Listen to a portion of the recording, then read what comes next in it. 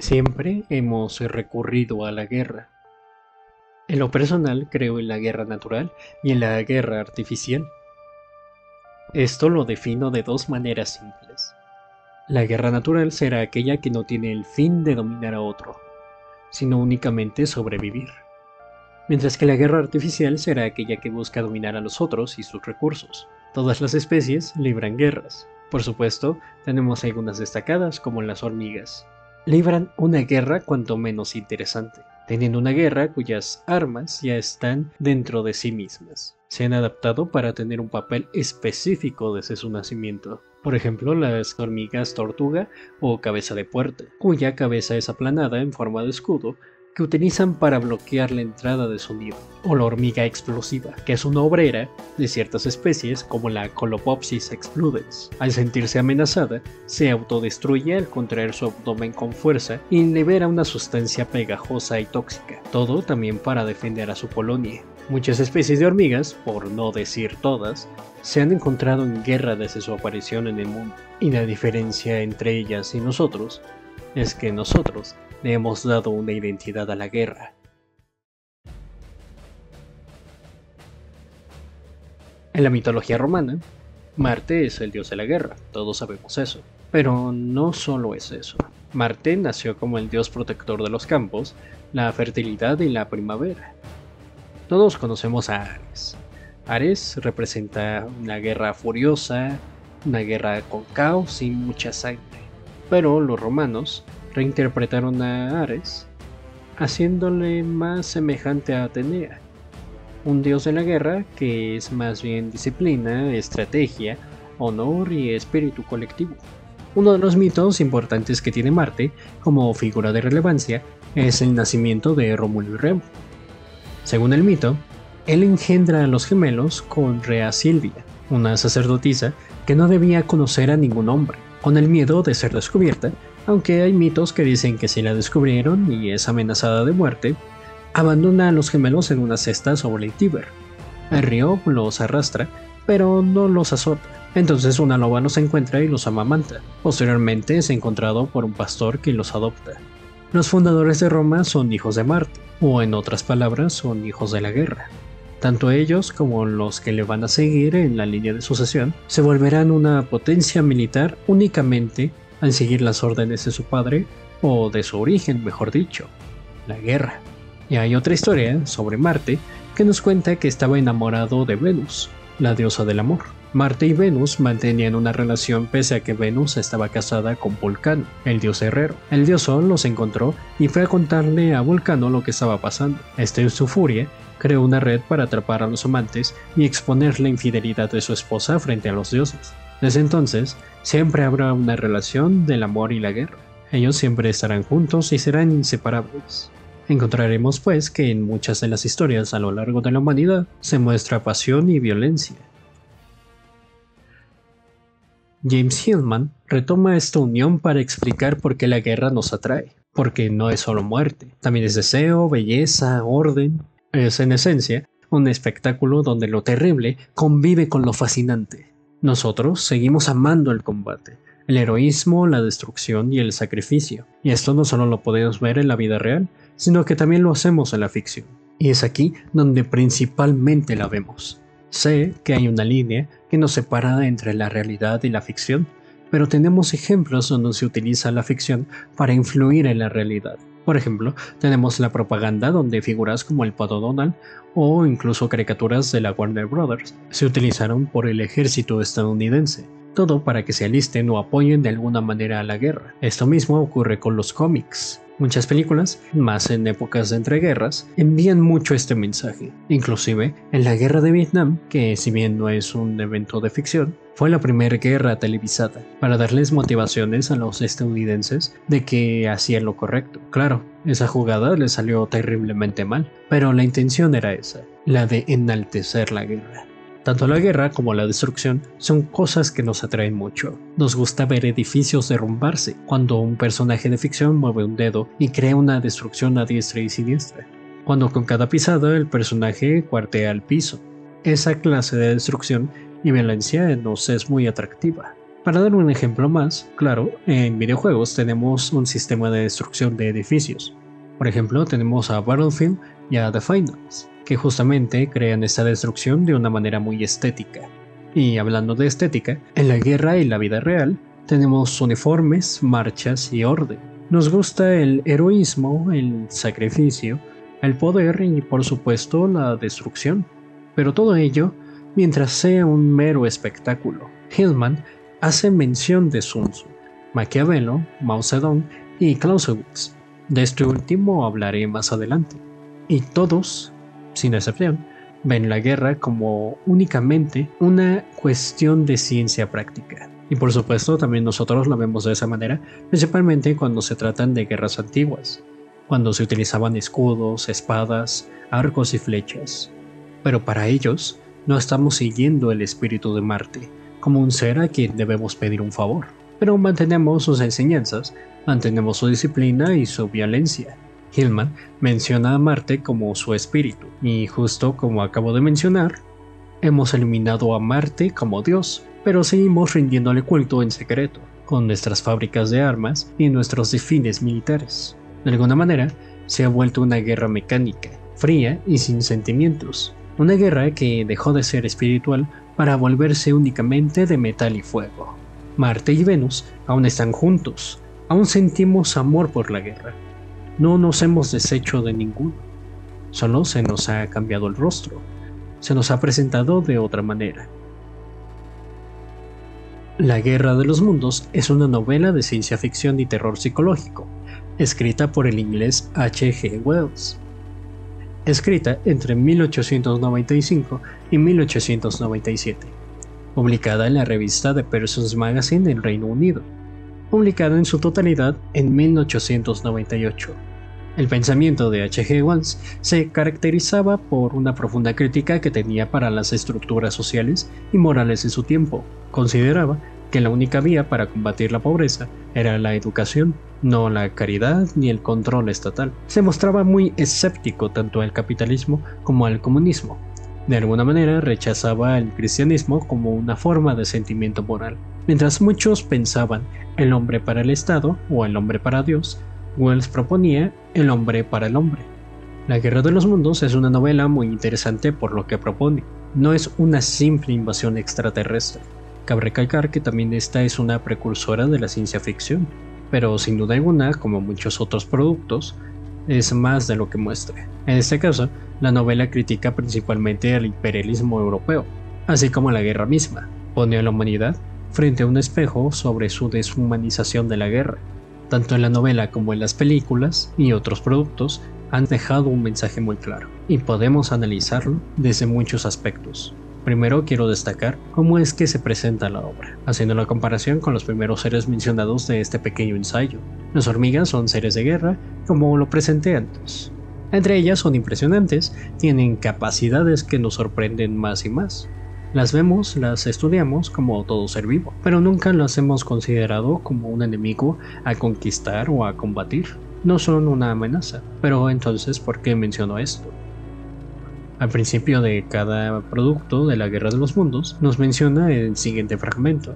Ahora sabemos que mientras la humanidad se ocupaba de sus pequeños asuntos, era estudiada y examinada de la misma manera en la que el hombre examina por un microscopio a las criaturas pasajeras que nadan y se multiplican en una gota de agua. Los marcianos, como los humanos, en nuestra realidad, estudian a su enemigo y se nota que pasaron mucho tiempo observando a aquello que iban a conquistar. En otras palabras, calcularon y planearon una estrategia antes de tan siquiera invadir. Desde el principio de la obra, llegan los marcianos y comienzan a atacar con el rayo de calor. Ahora imagina que eres una hormiga y un humano tiene una lupa. Tú puedes ser la criatura más avanzada, el soldado perfecto de la colonia, pero hay una lupa enfrente de ti. No tienes nada que hacer en contra. Así es como se siente al principio de la obra. Continuando con los trípodes, esta es una representación del avance tecnológico durante la guerra. Pareciera que es el punto máximo en el que se puede llegar, un instrumento perfecto para una tarea. Recordemos que muchas personas en una posición de poder ven la guerra como una estrategia fría calculando la mejor herramienta para una tarea en específico. De la misma manera, se planea romper con el espíritu de la humanidad desde el primer ataque. Más adelante regresaré a este punto. Lo segundo, para analizar, son los propios marcianos. Como mencioné antes, Marte es el dios de la guerra, una guerra con propósito, y en este caso, solo sabemos como lectores o espectadores que los marcianos llegaron porque su planeta estaba muriendo, pero esto solo lo sabemos porque somos eso, espectadores. Y hasta eso, solo es una teoría que se lanza dentro de la misma obra. Muchas otras incógnitas se plantean desde el inicio de la obra y a lo largo de la misma. ¿Esta invasión es en todo el mundo? ¿Hay algún lugar seguro? ¿Tienen alguna debilidad? ¿Cuántas de esas cosas son? ¿Qué quieren y por qué atacan? Realmente no tenemos respuesta de ninguna de estas por parte de los marcianos. No tenemos motivos claros por los que los protagonistas puedan tener una respuesta, y tampoco tienen un lugar seguro. Mucho menos tienen comunicación o discursos por parte de los marcianos. Todo es frío. Solo llegaron y al ver que no había una resistencia real por parte de la humanidad, los marcianos solo se dedicaron a cosechar a la misma, como si ya estuvieran reclamando su trofeo de guerra. La Guerra de los Mundos es una crítica al imperialismo, donde haciendo una comparación representaron a los europeos frente a las colonias, resaltando lo racional, lo científico y lo frío, creyéndose con el derecho natural de dominar. Si la guerra tuviera un rostro, sería sin duda esta.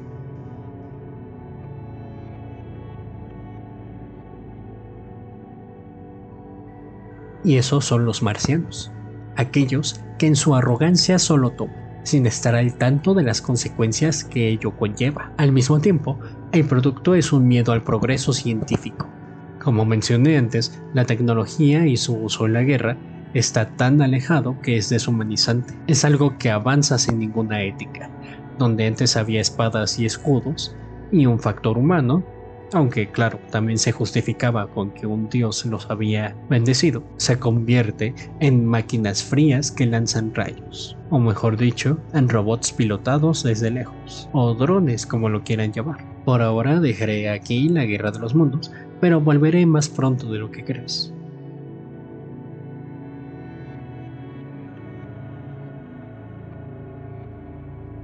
En el libro de Karl von Clausewitz, de la guerra, ofrece algunos conceptos a considerar, entre ellos cómo es que se ve directamente la guerra. La define de la siguiente manera. Dice que la guerra es un duelo a gran escala, dos voluntades que intentan imponerse mediante la fuerza. La esencia del conflicto para él es simple: obligar al otro a obedecer.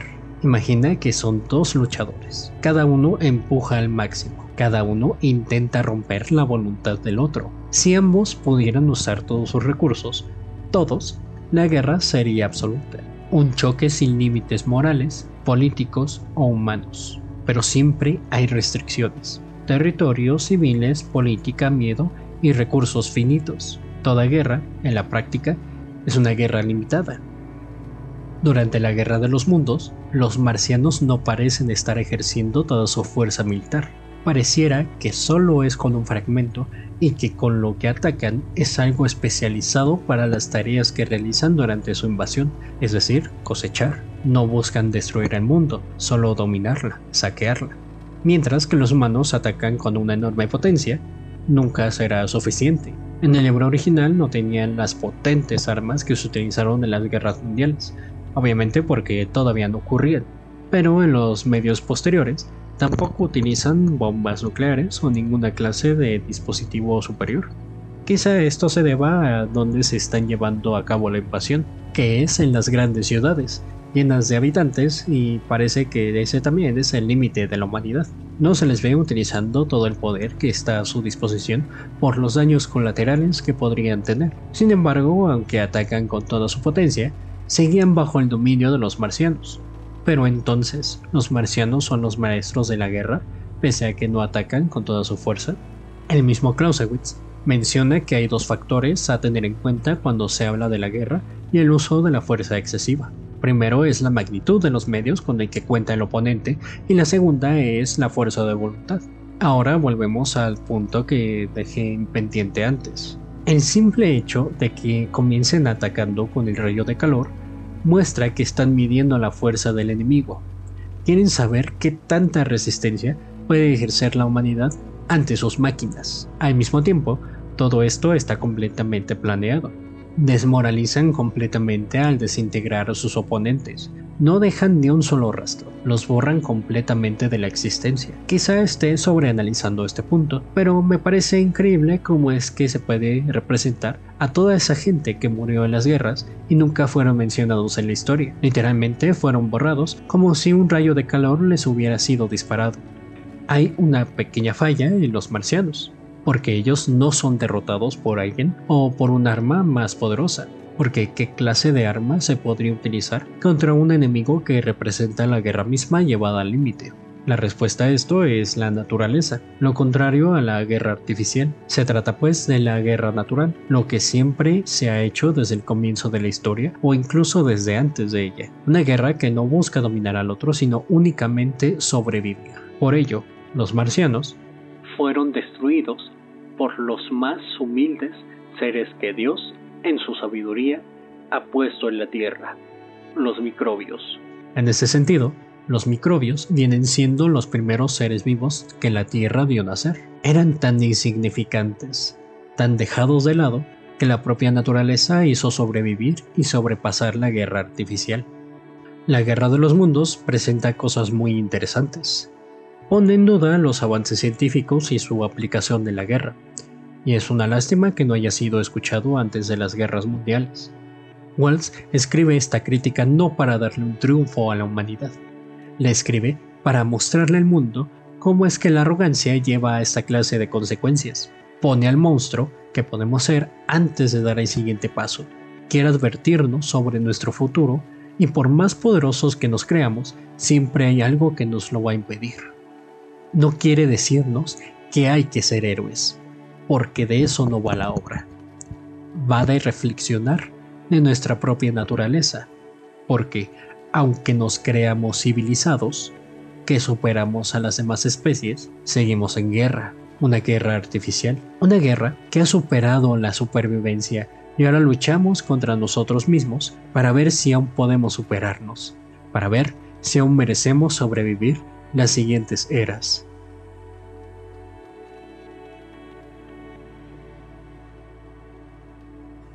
Si el video te gustó, apreciaría mucho tu apoyo para continuar con este proyecto. Yo he sido Viventori. Muchas gracias.